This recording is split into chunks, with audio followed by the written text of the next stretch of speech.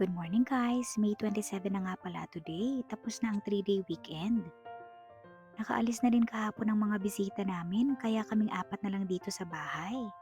Nag-coffee lang ako ngayong breakfast. Nag-iisip na rin kung ano pang mga dapat gawin kasi alam ko sobrang mabibisi ako ngayon sa work. Nag-start na rin ako magtanggal ng mga cushion covers pati yung balot ng sofa. Itong si Mike, nag-start na rin siyang magluto ng favorite niyang breakfast, ang eggs. Si Tyler naglalaro ng Lego habang kumakain din. Mas okay naman yan kaysa nag-iPad. Andito ako ngayon sa kwarto ni Tyler. Actually, hindi siya natutulog dyan. Nagsisilbing guest room lang yan. Kinuha ko na rin ng mga bedsheet nila mama at papa. Magpapalit din ako ng mga comforters. Ayan na nga pala ang masipag kong asawa. Magba-vacuum sana siya kaya lang hindi pa fully charged. Kaya inumpisahan niya ng magwalis. Pumunta na rin ako dito sa kwarto ni Amari para tanggalin ang mga bedsheets at comforter. Kung makikita nyo, dito rin ako nag-o-office. Sa mga hindi po nakakaalam, USRN po ako, pero work from home ako 100%. 9:45 na, kaya nag-login na ako. Back to back ang mga meetings ko ngayon and presentation kasi Tuesday. Nagulat na naman talaga ako dito kay Mike kasi hinatidan pa ako ng pagkain kasi 1 p.m. na. Ang sweet, diba? Tumayo ako sandali at lumabas. Nakita ko si Mike naglilinis pa rin talaga. Ganyan din ba mga asawa nyo? Ang sipag ng asawa ko, kaya swerte talaga ako dyan. Mabuti na lang may katuwang ako sa paglilinis ng bahay. Kasi ayoko talaga ng magulo at maduming bahay. Alas 4 na ng hapon pero sobrang dami ko pa ring labahin. Gusto ko kasi ako ang nagsasalang.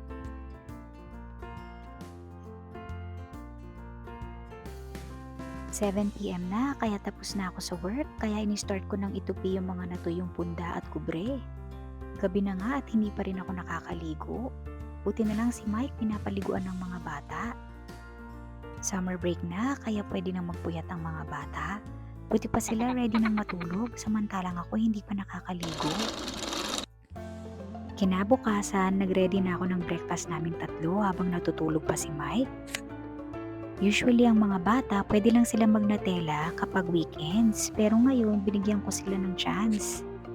Tinatamad din kasi ako mag-prepare for today. Naglabas na rin ako ng salmon at meatballs para sa lunch namin. Si Amari hindi talaga to usually nagbe-breakfast pero sinasanay ko na kasi malapit na siya mag-school. Ang dami pa rin natira sa mga labahin ko kaya uumpisahan ko na ulit yan today. Ayan si Mike, kagigising lang.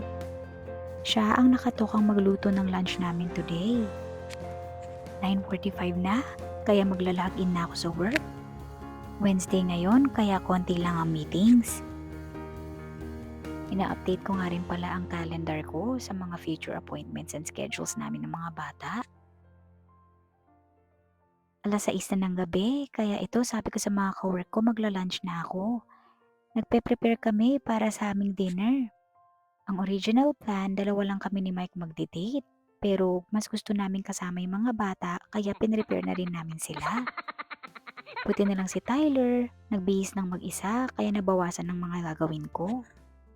Nagmabilis ang ayos na nga lang din pala ako para makaalis na kami kasi gabi na din.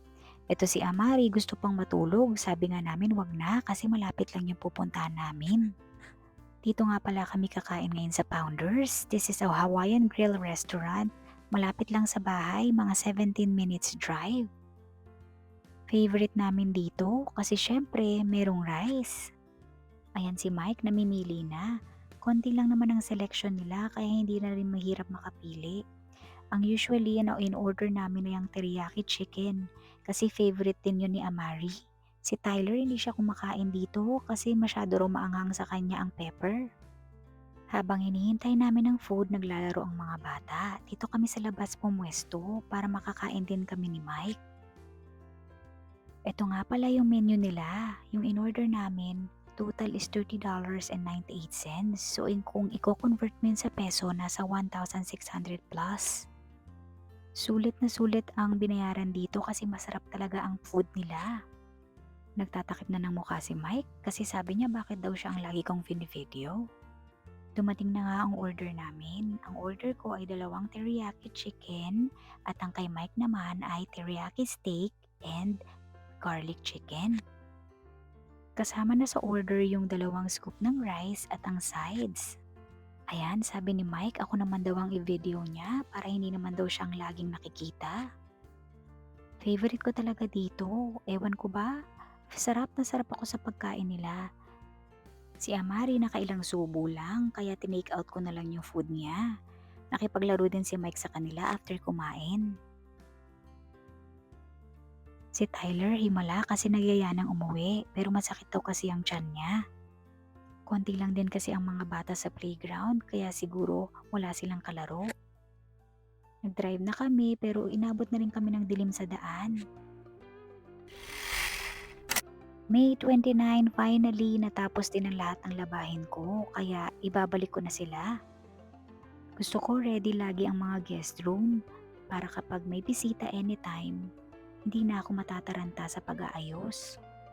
Kung pwede nga lang talagang hindi magtrabaho, gustong-gusto ko sanang maglinis ng buong bahay. Isa sa stress reliever ko ang pag-aayos at paglilinis ng bahay. Namana ko yan kay mama ko.